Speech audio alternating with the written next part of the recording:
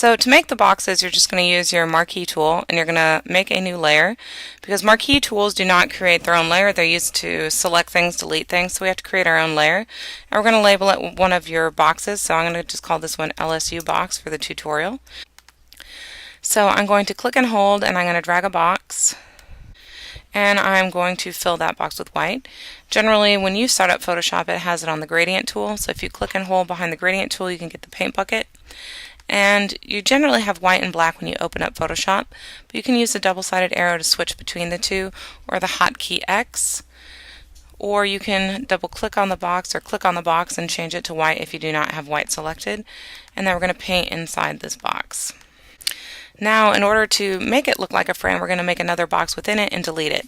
Now, generally you're going to have snapping on, but since this is my computer, I turned it off, and Photoshop remembers that I turned it off.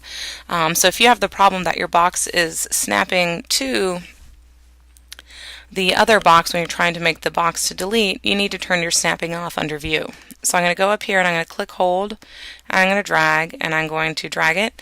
And you can use the arrows on your keyboard to move it to where you want, and then hit the delete key, and now you have a frame. You want to make sure it's not too thick and that it's pretty even, but the other tutorial will show you how to duplicate the box and move them. The text tool does create its own layer, so I'm just going to click once and I can type 2015 season. And just like in Microsoft Word, you can go up to the top if you have your text tool selected and you can change your font.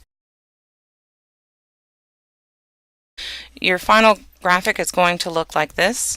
You're going to use it for the 2015 football season, so you're going to go to hailstate.com and you're going to look at under football the schedule, and you're going to put these in order with just the date and abbreviate it. You do not need hailstate.com on the bottom.